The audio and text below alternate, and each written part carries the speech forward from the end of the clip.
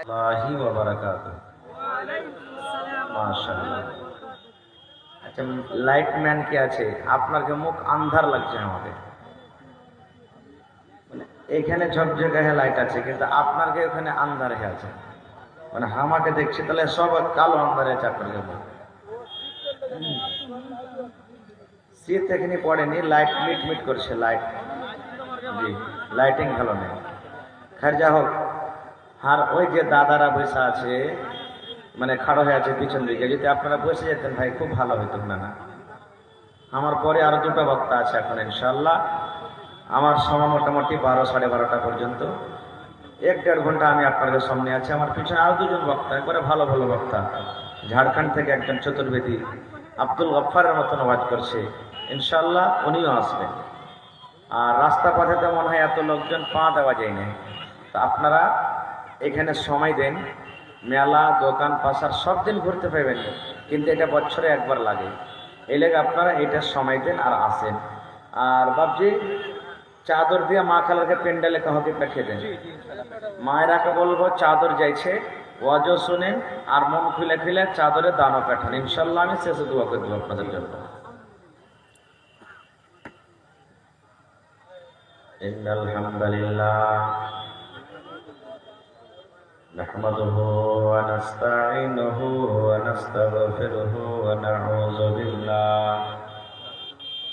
نعوذ بالله من شرور أنفسنا ومن سيئات أعمالنا. من يهده الله فلا مضل له ومن يضلله فلا هادي له. وأشهد أن لا إله إلا الله وحده لا شريك له. وأشهد أن محمدا عبده ورسوله. أما بعد، فإن خير الحديث كتاب الله، وخير الهدي هدي محمد صلى الله عليه وسلم، وشر الأمور محدثاتها، وكل محدثة بدعة، وكل بدعة ضلالة، وكل ضلالة في النار. أعوذ بالله من الشيطان الرجيم. بسم الله الرحمن الرحيم. اقرأ باسم ربك الذي خلق، خلق الإنسان من علق.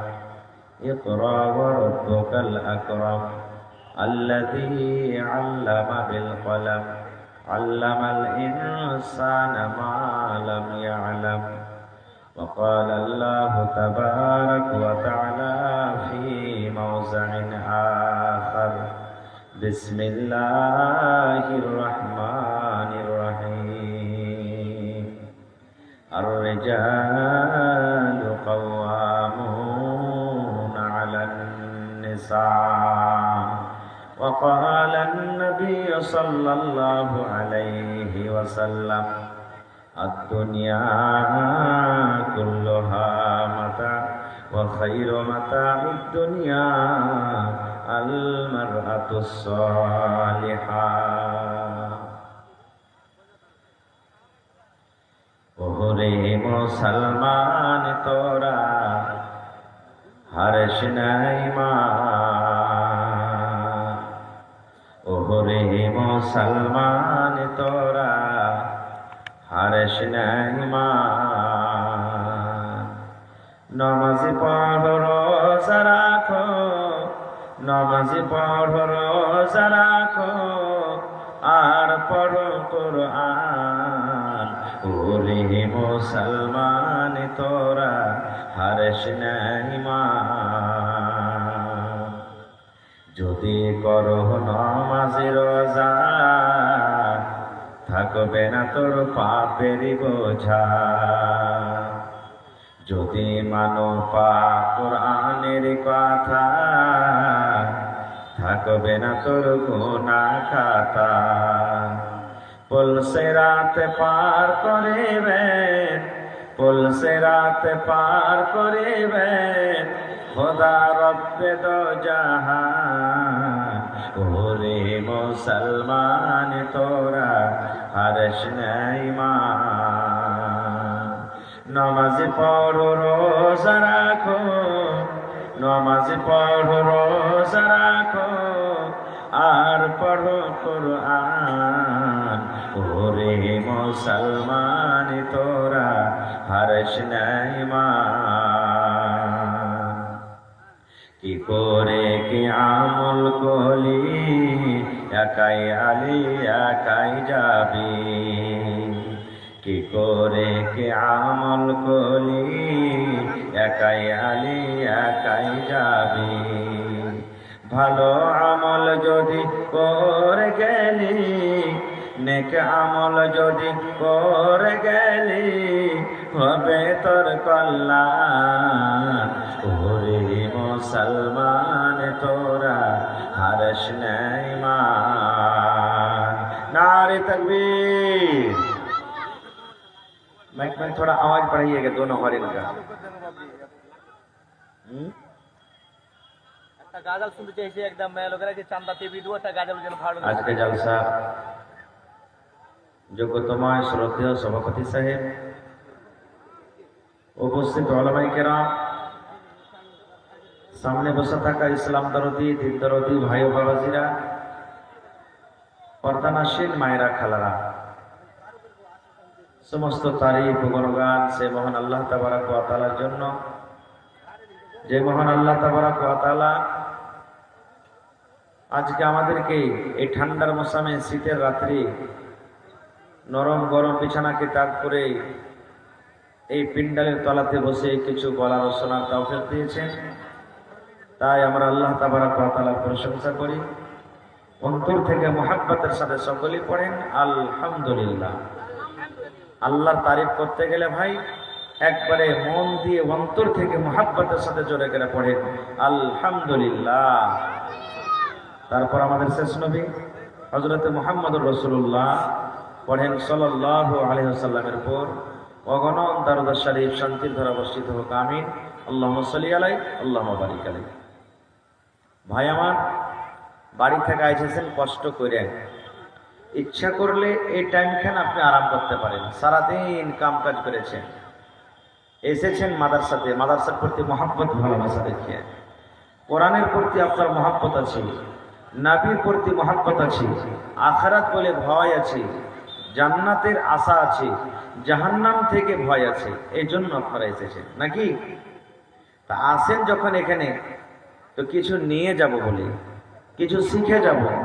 যতটি ওলামাকে দাওয়াত করা হয়েছে প্রত্যেক ওলামার মুখ থেকে আল্লাহ এবং আল্লাহ রসুলের বাণী যেটা আপনি শুনবেন, একটা করে কথা যদি মনে করে নিয়ে চলে যান তাহলে ইনশাআল্লাহ তাআলা আপনার আসা যাওয়া কামিয়াব হয়ে যাবে। হবে না? হবে না? জোরে বলেন হবে না? হবে না?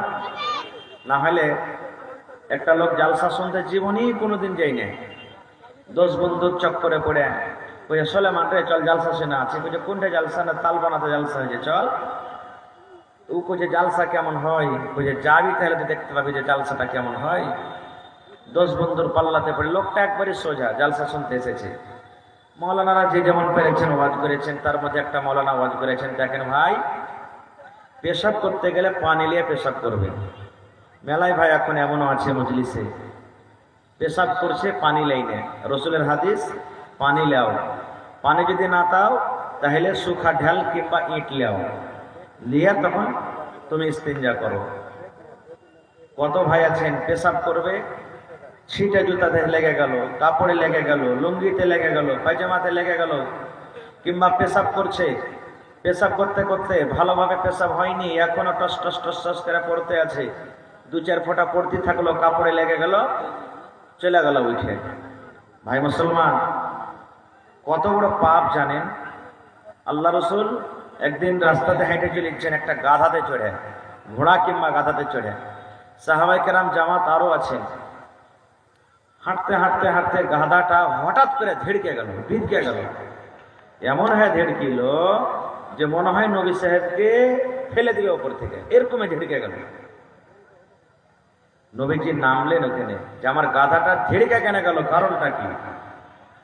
দেখছে তো কয়েকটা ওখানে কবর, যেখানে গাধাটা ধিড়কে গেছে ওখানে কয়েকটা কবর। সাহাবায়ে কেরাম যারা সাথে ছিলেন নবীজি বললেন যে হ্যাঁ গো, এই কবর গালা কার তোমরা জানো? বলছে জি নবীজি জানি। এবার নবীজি বলছেন আমার গাধা ঘিরকে গেল, মনে হয় আমাকে ফেলে দিবে, কি কারণে ঘিরকে তোমরা কি জানো? বলছেন না। এবার রাসূল কি বলছেন দেখেন, রে আমার সাহাবীরা, আমার গাধা এই জন্য ঝিড়কে গেল, আমার ঘোড়া এই জন্য ঝিড়কে গেল, এই যে তোমরা কবর দেখতে পাও, এই কবরের ভেতরে দুটা কবর এমন আছে রে উম্মত, যে কবরের ভেতরে আযাব হয়, যে কবরে শাস্তি হয়, কবরের ভিতরে শাস্তি হয়। আর কবরে যখন শাস্তি হয় মানুষ এবং জিন জানতে পারে না, কিন্তু মানুষ এবং জিন ছাড়া আল্লাহর যত মাখলুক জীবজন্তু আছে, পক্ষপাখালি আছে, এরা জানতে পারে কি কবরের ভিতরে আযাব হয়। পক্ষপাখালি জীবজন্তু জানতে পারে, মানুষ জানে না। এবার নবী বলছেন কি দেখেন, ভালো করে শুনবেন রে মুসলমান, নর হোক কিংবা নারী হোক। নবী এবার কি বলছেন দেখেন, এই কবরের মধ্যে যে আযাব হয়, ওরে আল্লাহ এত হাওমাও হাওমা করে তারা কবরের ভিতরে পড়ে চিৎকার করছে। আমি যদি নবী আল্লাহকে বলি রব্বুল আলামিন, এই কবরের ভিতরে যে আযাব হয়, কেমন করে আযাব হয়, আল্লাহ আমার সাথে আমার সাহাবীরা আছে, তুমি এদেরকে আযাবটা দেখিয়ে দাও, শুনিয়ে দাও। আল্লাহকে যদি বলি তোমরা আযাবটা শুনতে পাবে, দেখতে পাবে। কিন্তু নবী বলছেন সাহাবীরে, আমি এই দোয়া আল্লাহর দরবারে করব না রে বাবা, এই জন্য করব না, যদি তোমরা জানতে পারো এই লোকগুলাকে কিভাবে কবরের ভিতরে আযাব হয়, তোমরা যদি জানে লাও, তোমরা যদি দেখে লাও, তোমাদের ভিতরে এমন ডর হবে, ভয় হবে, মরার পর তোমরা ডরের কারণে মানুষকে তোমরা দফন করবে না। এই জন্য আমি তোমাদেরকে শোনাবো না। এবার নবীজি সাহাবীদেরকে বলছেন, সাহাবীরে, এই কবর দুটাতে যে আযাব হয়, কি কারণে তোমরা কি জানো? কি কারণে আযাব হয়? জীবনে এরা কোন গুনাহ করেছিল, কোন গুনার কারণে এরা কি আযাব হয়, তোমরা কি জানো? সাহাবায়ে কেরাম বলছেন, ইয়া রাসূলুল্লাহ, আমরা জানি না নবী গো, এরা কি কবরের ভিতরে কিভাবে আযাব হয়, কোন গুনার কারণে আযাব হয়, জীবনে কোন এমন গুনাহ করেছিল, জীবনে কোন এমন পাপ করেছিল, সে পাপের কারণে তাদেরকে কবরের ভিতরে আযাব হয়। নবী আমার বললেন, সাহাবীরে, চুরি করার কারণে এরা কে কবরে আযাব হয় না, জিনা ব্যভিচার করার কারণে আযাব হয় না, মার্ডার করার কারণে আযাব হয় না, নামাজ ছাড়ার কারণে আযাব হয় না, দান না করার কারণে আযাব হয় না, যাকাত না দেওয়ার কারণে আযাব হয় না, হজ না করার কারণে আযাব হয় না। বলছেন, ইয়া রাসূলুল্লাহ, তাহলে কেন আযাব হয়, কোন গুনার কারণে আযাব হয় নবী গো বলেন? নবী আমার বললেন, সাহাবীরে, এরা জীবনে দুটা করে বেশি পাপ করত, দুটা করে গুনাহ করত। এরা যদি ইচ্ছা করলে গুনাহ থেকে বাঁচতে পারত। পাপ দুটা বড় গুনাহ, ওই গুনাহ দুটা বড় গুনাহ, গুনাহ বড় গুনাহ, কিন্তু বাঁচা থেকে সহজ ছিল। ইচ্ছা করতে গেলে এরা বাঁচতে পারত, কিন্তু এরা ছোট গুনাহ মনে করে বাঁচতে পারেনি, যার কারণে আল্লাহ রাব্বুল আলামিন তারাকে কবরের ভিতরে শাস্তি দেয়। নারে তাকবীর! কি গুনাহ? এক নম্বর নবী বললেন, দুজনের মধ্যে একজন পেশাব করত, কিন্তু পেশাবের ছিটা থেকে বাঁচত না। কত ভাই আছে, দেখবেন দিল্লি পাটনা যাইবেন, মাঝে মাঝে বস রুকে রাতের বেলাতে পেশাব পায়খানা করার জন্য। কত ভাইকে দেখবেন নেমে গেছে, নল সেট করে দিয়েছে, পেশাব করছে, খাড়িয়া খাড়িয়া ফুল প্যানের চেন খুলে দিয়ে ফাড়িয়া পেশাব করছে, বাঁ হাতে বেড়ি টানছার করছে। কত দূরে আইনবে, এটা কোন জায়গা? বাঁ হাতে নবী আমার বলেছেন, পেশাব করতে বসে তোমাকে যদি কেউ সালাম দেয়, সালামের তুমি জবাব দিও না। তুমি পেশাবে বসে আছো, রাস্তা দিয়ে কোনো লোক চলে যায়, তোমাকে যদি বলে আসসালামু আলাইকুম, বসে বসে নবী বলেছেন তুমি ওয়ালাইকুম সালাম বলিও না, যতক্ষণ পর্যন্ত তুমি ফারিগ না হয়ে যাইবে। এবার আমি ওই নওজওয়ানকে বলবো, আমি ওই যুবককে বলবো, আরে যুবক, যদি পেশাবের হালাতে সালাম কেউ দিয়ে দেয়, আর যদি নবী তার জবাব দিতে মানা করে থাকে, তাহলে আপনি পেশাব দাঁড়িয়ে দাঁড়িয়ে করছেন, বাম হাতে আপনি বেড়ে টানছেন, আর বলছেন কত দূরাই রে ভাই, এই কথা বলা কেমন করে হালাল হয়ে গেল? নবী আমার এক নম্বরে বলেছেন, এই পেশাব করত, পেশাবের ছিটে থেকে বাঁচত না। এবার আপনি বলেন, পেশাবের ছিটে থেকে না বাঁচার কারণে যদি কবরে আযাব হয়, এরে আমার নওজওয়ান যুবক, আপনি পেশাব করছেন আর পেশাব করার পর পানি আপনি পেলেন না, তাহলে কিয়ামতের দিন কবরে আপনার কি আঞ্জাব হতে পারে বুঝা দেন। 2 নম্বর নবী বলেছেন, এই কবরের ভিতরে আযাব হয়, এই লোকটা বেশি বেশি করে গীবত করত, এই বেশি বেশি করে চুগলখড়ি করত, একটা মাওলানার গীবত করত, একটা হাজী সাহেবের গীবত করত, মাদ্রাসার সেক্রেটারির গীবত করত, একটা নমাজের গীবত করত, একটা মৌলভী সাহেবের গীবত করত, এরকম ভাবে লোকের গীবত করত, ইজ্জতকে মার্ডার করে দিত। আরে অমুক মাওলানা তো এরকম, অমুক নমাজি তো এরকম, অমুক হাজী সাহেব এরকম, এই করে করে লোকের সামনে তার গীবত করত, চুগলখড়ি করত। গীবত করা বড় গুনাহ, গীবত করা বড় পাপ, গীবত করা চুগলখড়ি করা কাবিরা গুনাহ, কিন্তু বাঁচাটা ছিল সহজ, বাঁচাটা ছিল আসান। মুখ বন্ধ করতে গেলে তার মুখ থেকে গীবত চুগলখড়ি বের হইত না। নবী বলেছেন, উম্মত রে, এই দুটা পাপ, দুটা গুনার কারণে এই কবরের ভিতরে লোক দুটাকে আযাব হয়। আমি বলছিলাম, জালসা শুনতে গেছে, মাওলানা ওয়াজ করেছেন যে দেখেন ভাই, পেশাব করবেন তো পানি লিয়া, পানি না থাকলে ঢাল লিয়া করতে হবে। ই খেপা বাড়ি গেছে, আর বাড়ি যে সিমেন্টের বোরার আধ বোরা বালি লিয়েছে, লিয়ে ঘাটে ডুয়েলে বেড়েছে। তারপর দিন, তখন 2 দিন 3 দিন পর ফের ওর দোষ করেছে যে সুলেমান জালসা শুনতে যাবি না রে। কোথায় কোনটা জালসা? কোথায় ডোমরা মাদ্রাসা জালসা, চল। একদিন জালসা শুনতে যাই আর করে পিঠে বালি ধরিয়ে দিয়েছিস, আর আজ ফের কোন পাহাড় চাপাবি? আমি যাবো না জালসা শুনতে। ওই যে কেমন কথা? ওই যে মৌলানা সেদিন ওয়াজ করেছে যে পেশাব করতে বেশি পানি লিও, পানি না পাইলে ঢাল ইস্তেমাল করিও। তো ঢাল কোনটা ডুহে লিয়ে বেড়াবো? তার লেগে বোরাতে বালি লিয়ে বেড়াচ্ছি, ঢাল লিয়ে বেড়াচ্ছি, যখন দরকার হবে তখন এটাকে ইস্তেমাল করবো। এরকম উল্টা পাল্টা বুঝলে ওয়াজ শোনা হবে যে ভাই, হবে না। ভাই মুসলমান, আজকে মাদ্রাসা হলো মুসলমানের মান শান ইজ্জত, মাদ্রাসা হলো মুসলমানের ঈমান। আজকে যে আপনি এসেছেন, আজকে আপনার সামনে আমি দুটা কথা বলছি। আমি একটা মাদ্রাসার প্রোডাক্ট, মাদ্রাসার পড়া। মাদ্রাসা যদি আমি না পড়তাম, আমার ক্ষমতা ছিল আপনার সামনে কিছু বলার? ক্ষমতা ছিল না। মাদ্রাসা যদি না থাকে, বাপ মরলে যেমন বাচ্চা ইয়াতিম হয়ে যায়, দিন থেকে শরীয়ত থেকে আমি আপনি ইয়াতিম হয়ে যাব। নবী কি জিনিস, আল্লাহ কি জিনিস, কিচ্ছু বুঝবো না। জানেন? সুবহানাল্লাহ। নবীর জামানাতে নবীজি একদিন বসে আছেন, নবী আমার বসে আছেন, নবী মুহাম্মদ সাল্লাল্লাহু আলাইহি সাল্লাম আর নবীর স্ত্রী মা আয়েশা রাদিয়াল্লাহু তাআলা আনহা বসে আছেন। এই মায়েরা, ভাইয়েরা, আপনারা তো বলছি, মেলে লোক বলবে বেটিটাকে ফের পড়িয়ে কি হবে রে? এরাকে পড়িয়ে লেখে ওই লোকের বাচ্চা খালি গোবর আর ছাই তোলাই হবে, এরাকে পড়াইতে হবে না। না, পড়ালেখা কি জিনিস দেখেন। নবী বসে আছেন আর নবীর পাঞ্জরে নবীর বিবি বসে আছে, আর ইয়াহুদির এক টিম, এক ইয়াহুদির জামাত নবীর কাছে চলে এসেছেন, এসে সালাম দিচ্ছে। আমি যখন স্টেজে বসলো, আপনারা সালাম দিন না? আসসালামু আলাইকুম দিন না? সালাম দেওয়া কত নাকি? এর একটা হাদিস শুনেন। নবী আমার একদিন মজলিসে বসে আছেন, আপনারা যেমন বসে আছেন ওয়াজ শুনছেন, একটা সাহাবী এসে বলছেন আসসালামু আলাইকুম, শুধু আসসালামু আলাইকুম বলে দিলেন, এবার বসে গেলেন।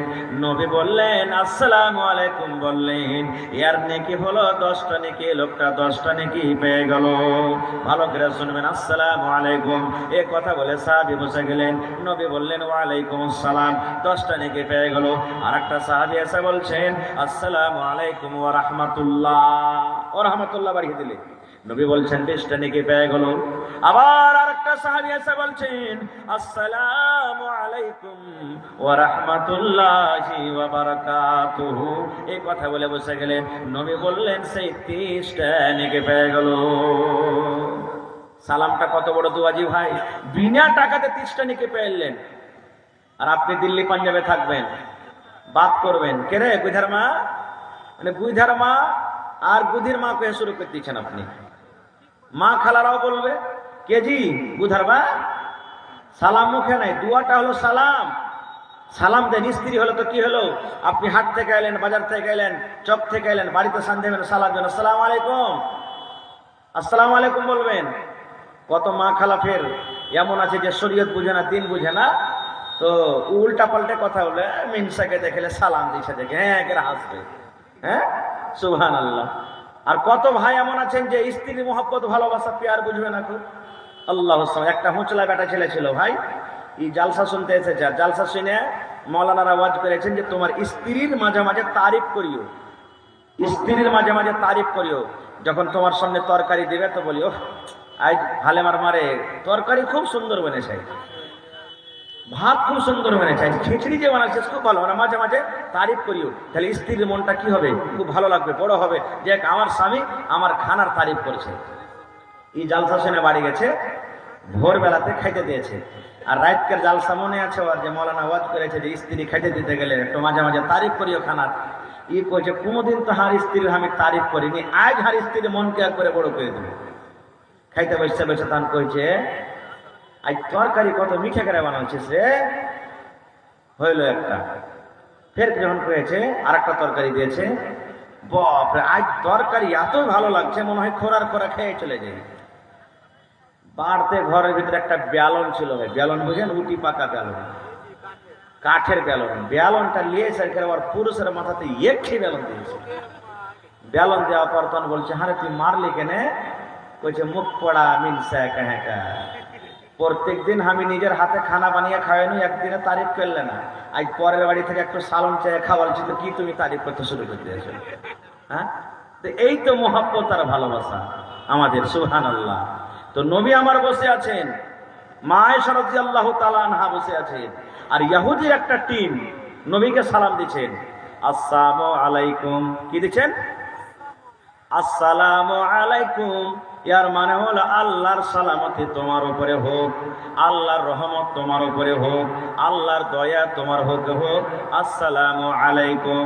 ইহুদির জামাত নবীকে বলছেন আসসালামু আলাইকুম, হে নবী তোমার উপরে মত হোক, তুমি মরে যাও। দেখেন বদদুয়া দিচ্ছে নবীকে, আসসালামু আসসালামু আসসালামু আসসালামু আলাইকুম। আপনি বলেন দুনিয়াতে যতই পুরুষ খারাপ থাক, চোর লুচ্চা লাফুঙ্গা ডাকাত থাকুক, যদি ওর স্ত্রীর সামনে যদি কেউ দোসরা মানুষ গাইল দেয় ছাড়বে? মুখ ভেঙে দেবো রে মরা বেটা মারা, কি মনে করেছিস? হায়রে নবীর স্ত্রীকে দেখেন, নবীকে যখন ইহুদের টিম এসে বলছেন আসসালামু আলাইকুম, মা আয়েশা আরবি পড়া মানুষ বুঝাইলেন আল্লাহ রে আমার স্বামীকে গাইল দিয়ে দিলে, আমার স্বামীকে বদদুয়া দিলে। এবার মা আয়েশা বলছেন ওয়া আলাইকুম আসসালাম ওয়াল লানা, এই ইহুদিরা রে আমার নবী তো তোরাকে কোনো খারাপ ভাষাতে গাল দেয়নি রে, আমার নবী তোরাকে কোনো কথা বলেনি, আমার নবী তোরাকে কোনো বদদুয়া দেয়নি, আমার নবী এরকম কোনো ভাষা বলেনি যে তোরা খারাপ লেগেছে। আমার নবীকে কেনে তোরা গায়েল দিলি, কেনে বদদুয়া দিলি, কেনে বদদুয়া দিলি? মা আয়েশা তখন উত্তর দিয়া বলছেন ওয়া আলাইকুম আসসালাম ওয়াল লানা, এই ইহুদিরা রে আমার নবীর উপরে কেন মত আসবে? তোরকে পরে মত আসুক, তোরাই মরে যা, আল্লাহর লানত তোরকে পরে বর্ষিত হোক। এবার আপনাকে বলি, আরো কথা মাঝখানে আছে, আমি ওদিকে যাব না, আমি পয়েন্ট এটা আপনাদের সামনে বলছি। মা আয়েশা যদি পড়ালেখা না হইতেন এরকম ভাবে ইহুদিরা জবাব দিতে পারত? ভাই জোরে বলেন পারত? ইহুদিরা জবাব দিতে পারত না। তাহলে বেড়ি ছেলেরা পড়ালেখার দরকার আছে নাকি? আর একটু আগে চলেন। আজকে পড়ালেখা না থাকার কারণে স্বামী স্ত্রীর মধ্যে মিল মহব্বত ভালোবাসা নেই, আছে না নেই? ভাই নিজের চোখে দেখা বলছি, এই 2022 সাল থেকে নিয়ে এই 25 সাল চলছে এখন, এই 3-4 বছরকার মধ্যে না তালাক যে হয়েছে রে ভাই, আপনাকে দেখে কেমন আছে না আছে, ওরে আল্লাহ শের সাবাজিতে কোন এমন গান নাই যে মাসে 1-2টা করে তালাক নেই হয়েছে না। তালাকটা কেনে হয়েছে জানেন? 2টা কারণ। 1 নম্বর কারণ, বাচ্চা ছোট হয়ে আছে, টাকা বেশি পাওয়ার কারণে পয়সা দিয়ে দুধ চুইছে, বিয়ে দিয়ে দিলে। হ্যাঁ, বাড়িঘাট চকে, এই চকে ওই চকে জমিন বিক্রি হয়েছে, 5 লাখ টাকার দরকার আছে, 3 লাখ আছে, 2 লাখ টাকা কোনটা পাবি, দিয়ে দেবি, হ্যাঁ হয়ে যাবে কোন রকম কাম। কিন্তু ও জানে না, বাপ ওকে শিখাই না যে কেমন ভাবে স্ত্রীকে নিয়ে চলতে হবে। এখানে বাপের কমি আছে, এখানে বাপ জানে না, তো বেটিও জানে না। ছোট বয়স, হিন্দুস্তানের আইন, হিন্দুস্তানের যেটা নিয়ম আছে, 21 বছরকার আগে আপনি বিয়ে করতে পারবেন না। জানছেন এটা কানুন? জানছেন না জানেন না?